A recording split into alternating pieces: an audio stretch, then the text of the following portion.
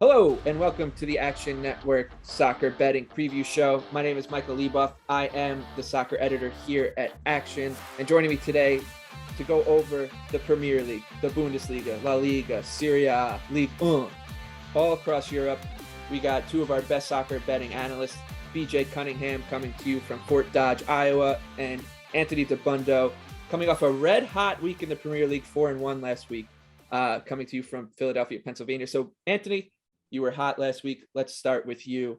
What is your favorite Premier League bet this week? Michael, I know you're wearing an Everton jersey. Mine is Aston Villa draw no bet minus 135. I think I've got the better team at home here in this situation. Look, I know Everton started really hot, and we had this conversation last year when Everton won their first 4 Premier League games, and everybody said, this could be the year they make a top 4 run. The underlying numbers, not terrible for Everton, but not that encouraging either. The one thing here is that Dominic Calvert-Lewin is out for this game. He broke a toe and has a quad injury at the same time. He may be out a month. And I know Everton scored 3 goals in 5 minutes against Burnley, but when you look at the balance of the chances for the whole match, they really struggled to progress the ball up the pitch. They struggled to create high quality chances. They scored off a cross, which they are pretty good at, but Villa's excellent at defending crosses and set pieces, so significantly tougher there. And then they had a 30-yard goal from Andros Townsend and a great counterattack from Damari Gray, which really came out of nowhere. So, guys like Gray and Townsend are playing way above their heads. Everton, a good start to the season, but I'm playing against them. Well, I'm wearing the jersey, so I have to go with Brighton draw no bet at minus 110. I mean, I've said it a million times, but I think I need to say it just one more. Brighton last season at home, plus 18.13 expected goal differential, third best mark in the Premier League behind only Manchester City and Chelsea. And listen, this season, they're not winning the expected goals battle like they did last season, but you know what? It almost feels like justice for what we all went through last season. So I'm totally here for Brighton just losing the expected goals battle and winning every single result. But one of the main reasons of why they've been successful this season is because their pressure rate is high and it's successful. Highest successful pressure rate so far in the Premier League.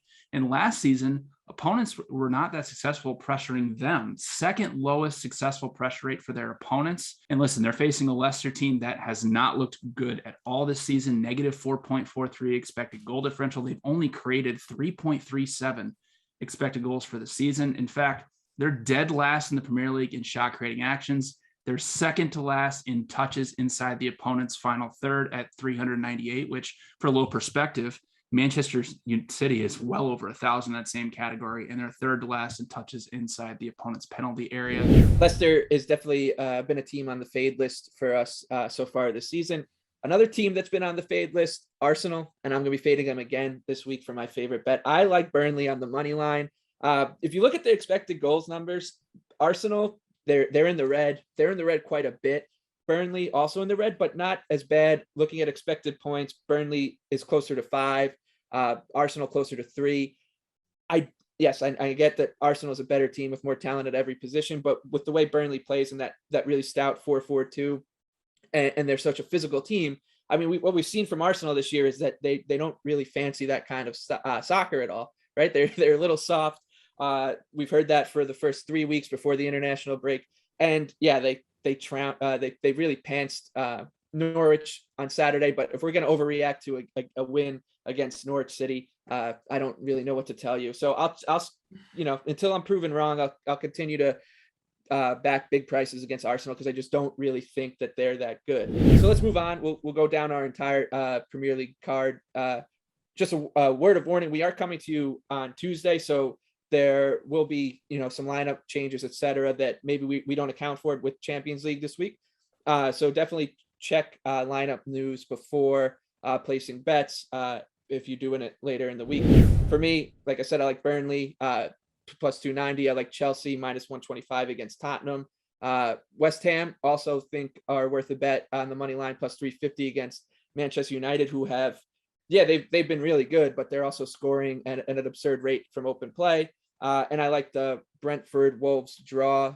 Plus, BJ, you just convinced me to back Brighton on the money line against Leicester City. Yeah, I'm also targeting the Brighton-Leicester game. I lean towards Brighton, but I'm passing there. The one thing about Brighton this year, their expected goals 4 are significantly down. They were at 1.36 last season, which was in the top half of the league. They're down to 0.98 this year. The attack just has not been as good as it usually was, and they haven't been quite as good at ball progression. They haven't been quite as good at getting into those dangerous areas to play those crosses into the center for then Malpe to miss. So they have not been quite as good in front in creating those chances, let alone finishing them. They're actually running above their expected goals. They only had 4 shots against Brentford, which is kind of concerning. And Michael already touched on Leicester and how bad they've been in going forward. So under 2.25 goals there now. Still like it there. Would not play any lower than -115 on that number. I also like West Ham +0.5. I think United is running way too hot. And look, I know they have Ronaldo and they have Pogba and Fernandes, and they're a lot of fun and all that, but 11 goals from 4.5 expected in open play and 4.7 post shot expected. So we're not even saying, oh, United are great finishers. It's that goalies are just somehow not saving shots when they're playing Manchester United. Not saying I'm believing in Fabianski, but he's can't be that bad. Nobody can be that bad forever or run that lucky like United has. If you look at some of their goals, it's absurd. So yeah, West Ham +115 +0.5. I like that to avoid defeat at home. And then, you know, the Premier League game of the weekend is Chelsea and Tottenham. We haven't really touched on it yet. I've got Chelsea at -105. My projections make them about -135. I would not play it more than 120, 125. Tottenham may not have Son in that game. They're also going to have way less rest because they play Thursday. So in the Europa Conference League. So I like Chelsea to win there. I think it's a really bad matchup. Spurs historically do not match up well with this Chelsea team. So that's my 4. I'm going to go Friday. Newcastle leads over 3 goals +105, 2 of the worst defenses in the Premier League. I mean, Newcastle is still, it looks like on a 3rd choice goalkeeper, and he really showed against Manchester United because he had 2 really bad errors that just allowed Ronaldo to get a couple tap-ins, which, you know, that's all he does. Burnley +0.5 goal. We don't have to talk about that one. West Ham +0.5 goal. I'm with Anthony and Michael on this one. I'm not convinced that Manchester United is actually that good, even though they do have Ronaldo. And then, of course, Brighton, draw no bet at -110. Let's move over to the Europe proper, continental Europe. My favorite bet this week. I like this is maybe the biggest match of the weekend across all the major European leagues. AC Milan and Juventus Sunday at 2:45 p.m. I like AC Milan at +215. 1 goal against so far this year. Their expected goal 6.954, 1.9 against. Juventus has a negative expected goal differential. They've got 1 point. I know Allegri was there for a long time. He took some time off and then came back. So it does look like Juventus is in a bit of a transition phase, in a weird kind of transition phase at that. Anthony wrote something on Action Network about Juventus and how you shouldn't be believing in them. You should go check that article out. Definitely helped me make this bet. So I'll take Milan +215 on the road on Sunday afternoon at 2:45. I'm going to go Real Madrid -110 on the road against Valencia. You know, I wrote about Valencia in detail before the season. They were one of my favorite long shot relegation bets in La Liga. And that's completely blown up in my face through these first 4 matches because they're tied with Real Madrid at the top with 10 points. But, you know, they actually haven't played what you'd call a murderer's row. Getafe, Granada, Alaves, and Osasuna. It's not exactly, you know, the best teams in La Liga. You know, they did beat Osasuna 4-1, but they only created 0.92 expected goals in that match last weekend. And if we date back to last season, you know, Valencia plays out of a very defensive 4-4-2 formation, and they had a lot of struggles up front. I mean, Carlos Soler was their leading goal scorer from a midfield position. Defensively, they allowed 1.47 expected goals per match, which was the 4th highest mark in La Liga, which is kind of really bad if you're playing out of a very defensive 4-4-2 formation. And they also allowed the most shot creating actions in La Liga last season. So I think that this is a perfect sell high spot since they haven't changed their formation. They haven't made any big summer signings. And I know Real Madrid is playing Inter Milan in the Champions League on Wednesday, but they've looked really good through their first 4 matches, plus 2.82 expected goal differential.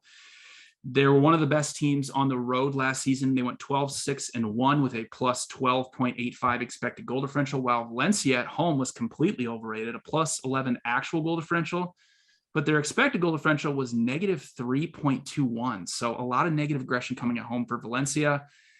I think this is a perfect sell high spot on Valencia. Give me Real Madrid at -110. Yeah, my worst beat of the weekend was Gruther Firth, that damn team, +1. last weekend in the Bundesliga against Wolfsburg. They gave up a stoppage time penalty, lost 2-0 right after missing a big chance to tie it in the 88th. It was just so predictable, but I'm fading Wolfsburg again. They won their first 4 matches in the Bundesliga. They're actually in first place. Now they've got some Champions League distraction. It's going to test their squad depth. They're playing Lille on Tuesday in the Champions League. And now then they're going to play a Frankfurt team that's starting to play a little bit better. I know Frankfurt was on my fade list early in the season. They have really struggled out of the gate. This is a good buy low, sell high spot.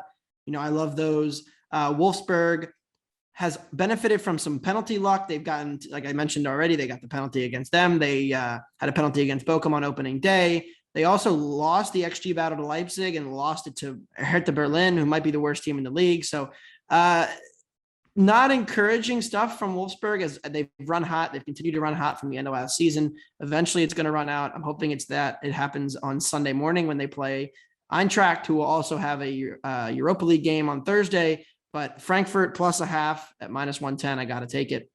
And, wait for Wolfsburg to win again. And with that, we'll move on to our favorite segment.